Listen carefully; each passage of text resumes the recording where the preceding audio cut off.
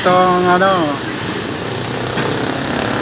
sa Paris, walang kakwenta-kwenta. Hindi ka man lang pansinin dito kung ano order mo rito. Kanina pa ako rito, walang pumapansin.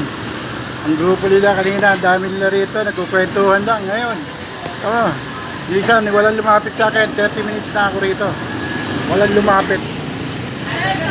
Utang, pangklase itong Paris ito. Nagkakwenta-kwentang